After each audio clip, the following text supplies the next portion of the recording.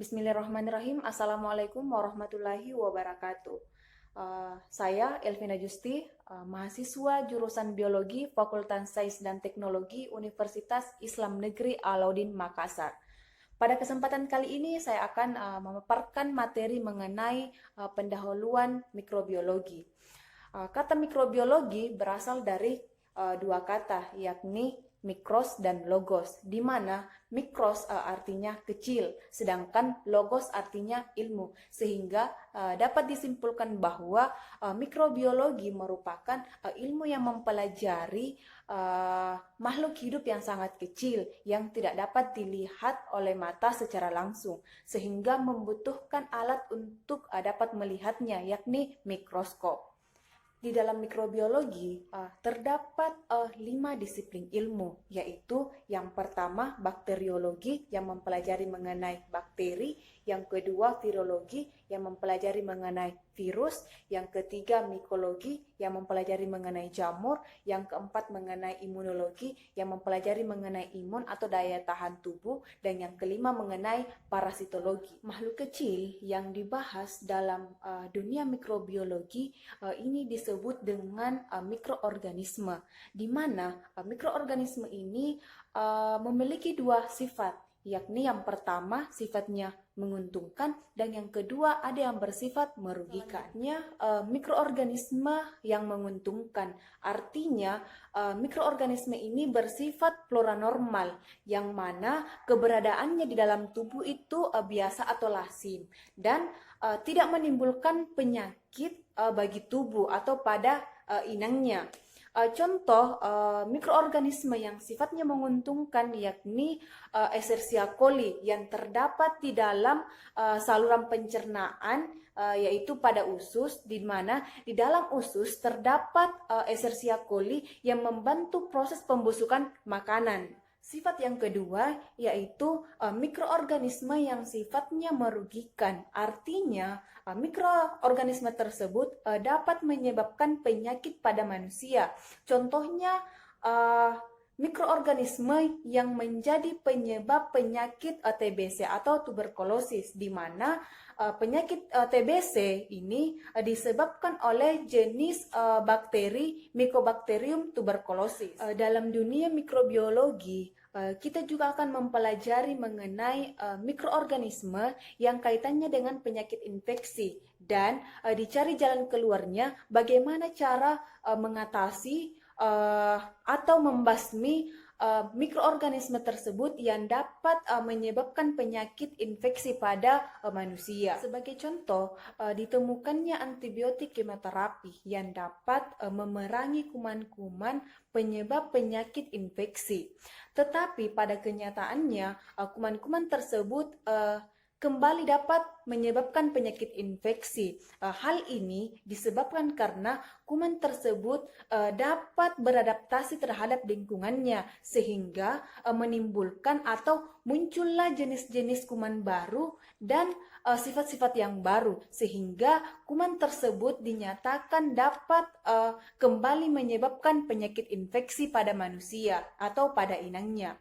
Berbicara mengenai penyakit infeksi, sebenarnya sudah dikenal sejak dahulu kala. Para orang-orang terdahulu atau orang-orang purba beranggapan bahwa penyakit infeksi sebenarnya adalah kutukan dari dewa kepada manusia atas perbuatan atau dosa-dosa yang telah dilakukan, sehingga untuk menyembuhkan penyakit infeksi tersebut dilakukan pengorbanan-pengorbanan untuk membasmi penyakit infeksi tersebut. Dari pernyataan sebelumnya mengenai penyakit infeksi yang disampaikan oleh orang-orang purba, kemudian bermunculanlah beberapa teori. Teori yang pertama yaitu yang disampaikan oleh Hippocrates, di mana filsuf tersebut menyampaikan bahwa penyakit infeksi disebabkan oleh dua faktor. Yang pertama yaitu faktor intrinsik dan faktor ekstrinsik, di mana faktor intrinsik ini berasal dari di dalam tubuh makhluk hidup itu sendiri atau dalam tubuh inang itu sendiri. Kemudian yang kedua yaitu faktor ekstrinsik, di mana berasal dari luar tubuh, di mana ini kaitannya dengan lingkungan dari makhluk hidup atau manusia atau inang yang mengalami penyakit infeksi. Teori selanjutnya yaitu teori generatio spontanea yang menyatakan bahwa makhluk hidup pada dasarnya berasal dari benda-benda mati.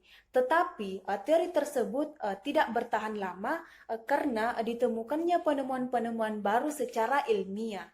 Seperti yang dilakukan oleh Anthony van Leeuwenhoek, di mana Anthony melakukan uji coba dengan melihat makhluk-makhluk kecil dari berbagai cairan, di mana makhluk-makhluk kecil tersebut yang dilihat dengan menggunakan alat bantu yaitu mikroskop, kemudian dinamakan sebagai kuman, dan itu yang kita kenal sampai sekarang ini.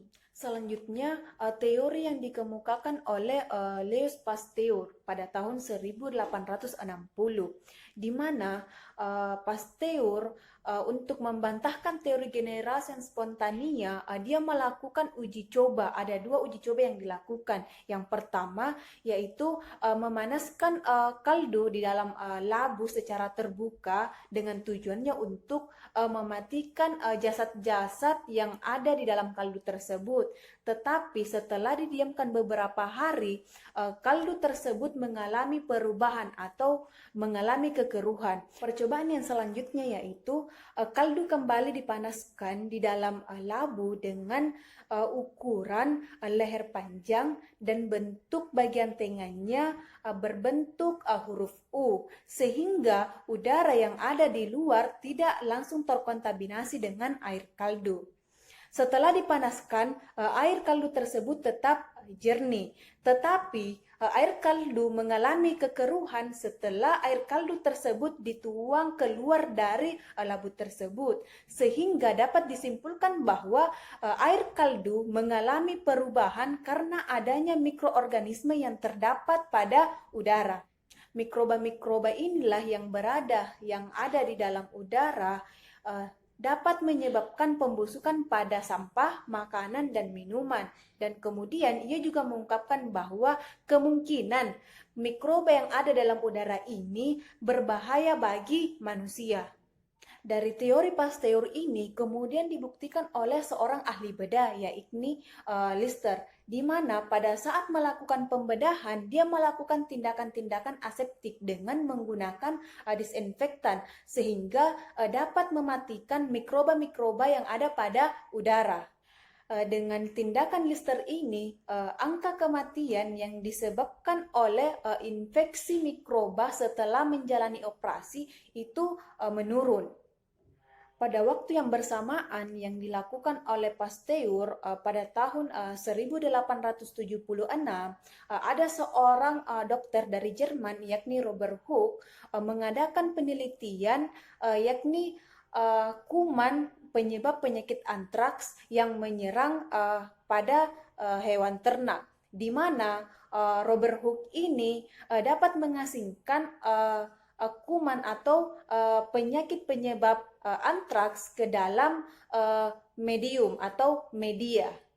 Robert Hooke menyatakan bahwa mikroba yang telah diasingkan ini ke dalam medium dapat menyebabkan penyakit yang sama jika dimasukkan ke dalam hewan percobaan lainnya.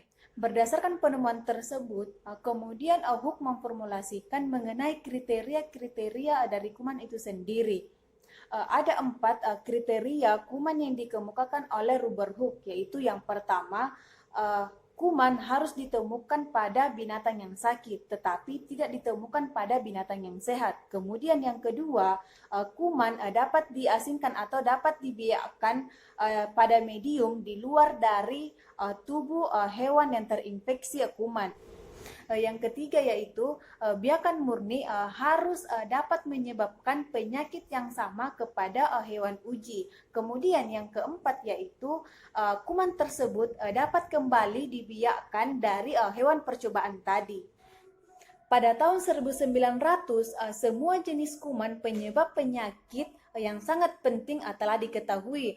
Contohnya yaitu Treponema pallidum, Salmonella typhosa, Bacillus anthrax, dan masih banyak lagi jenis-jenis kuman yang telah diketahui. Pada tahun 1929 telah ditemukan antibiotik penisilin yang ditemukan oleh Alexander Fleming, di mana antibiotik tersebut dapat digunakan pada pengobatan, contohnya itu kemoterapi yang menggunakan zat-zat kimia. Mungkin hanya itu pemaparan saya mengenai mikrobiologi dasar pada kesempatan kali ini. Kurang lebihnya mohon dimaafkan. Assalamualaikum warahmatullahi wabarakatuh.